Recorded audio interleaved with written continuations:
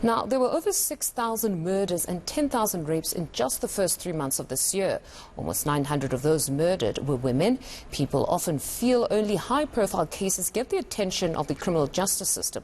Let's discuss this now with forensic psychologist and criminologist Gerard Labuschagne. Mr. Labuschagne, good morning and thank you very much for your time. Now, on Friday, Minister Cele released those crime stats there.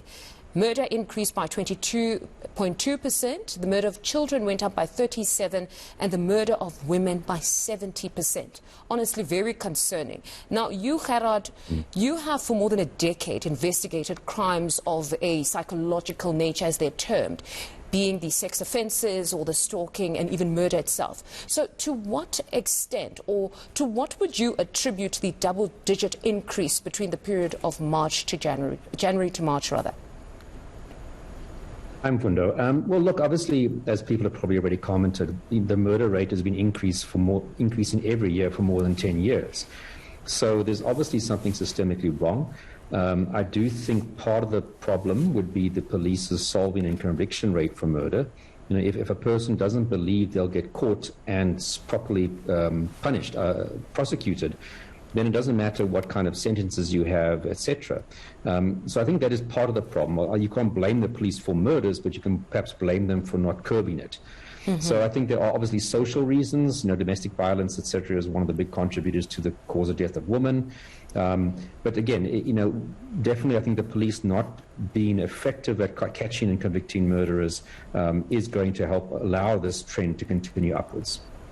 But this speaks to the whole criminal justice ecosystem, if you will, because here we're not just talking about the SAPs, we're talking about prosecutions, we're also talking about the judiciary, because you have this back and forth that we've heard of late, where you'd have the NPA, for instance, saying that the SAPs bungled up investigations and that's why they cannot get a prosecution on a particular matter, a successful one at that. So with that back and forth, seemingly there is this disconnect within the ecosystem. What needs to be done there?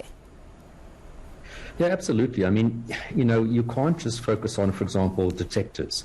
You have to make sure that your forensics people at the lab are capable of processing DNA. And we've all heard in the media about the delays currently, phenomenal delays in processing of DNA.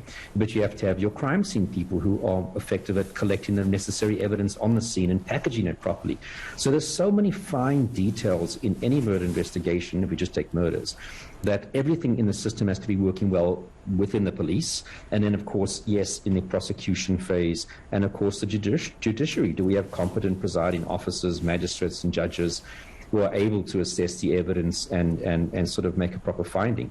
So it is everybody's problem, not just one section. That's why I say you can't just say we're going to increase the quality of forensics, but you have to increase the quality of detectives and prosecutors and act.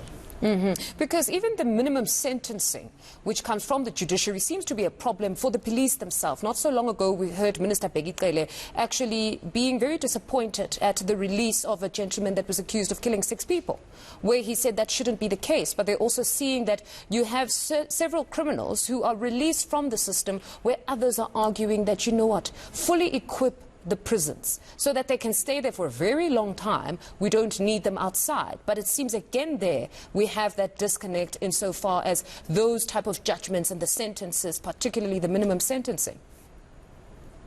So, yeah, I wouldn't quite say the problem is with the minimum sentences. I think that act that came in many years ago is very good.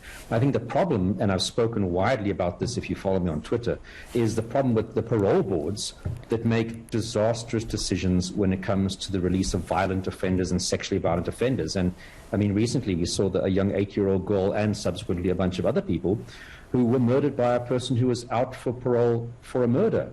But he committed that murder while he was out on parole for a previous attempted murder. So there needs to be definitely, in terms of the parole boards, a massive review, overhaul, look at how they come to their decisions when they release people. Because, again, you can get a life sentence or you can get a 20-year sentence.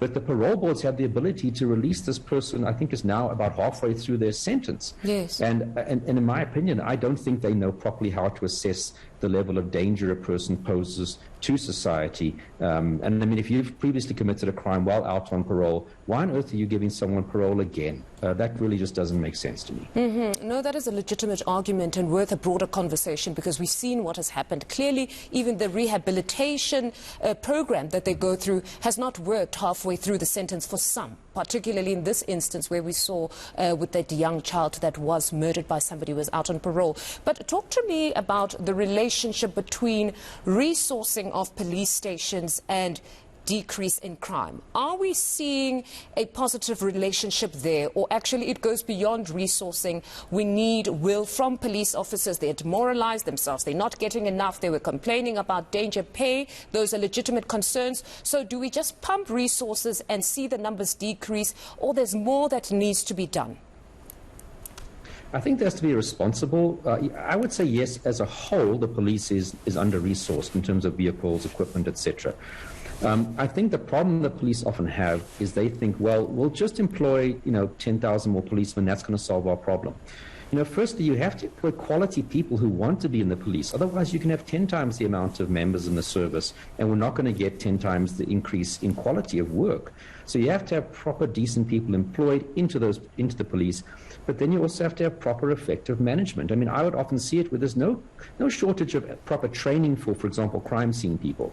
But then they get to the crime scene and don't do a proper job. And there's no follow-up on them when they don't do a proper job. So it's getting good people, making sure that the management of those individual members on the sort of lower levels of management are effective at actually managing people, and that there are consequences when people don't do their job. Otherwise, you can throw money at the problem and you're not going to get the kind of changes that we all demand in society. If we were to take it to the practical sense, you said you need to get decent people. I can speak to the qualifications, yes. Everybody can be taken to school, they can learn how to handle a crime scene, but decency, how is one going to gauge or vet that? Again, I mean, I think there are ways that you can do it. I think sadly and understandably we have such a high unemployment rate that you can't blame an unemployed person for applying for 20 different jobs in 20 different government departments and businesses. And the first one that phones them, or maybe the only one that phones them, might be the police. I can't really judge that person for then taking that job, but then this is a job where, of any jobs, your morals and your ethics are imperative to make sure that you're going to be able to fill your mandate. And I think there are ways of assessing that and determining that when people do apply. But given, like you say, the unemployment issue, would it really need to be a criteria from the get-go where you must come in a decent individual, or they, as the police force, should have a program that ensures that they become decent individuals? If it was never a calling, once you are in as a police officer, it needs to become a calling. It needs to make sense for you why you are here, that you are there to protect society. It's a very critical role that you play. I don't think you can give people morals or make people ethical.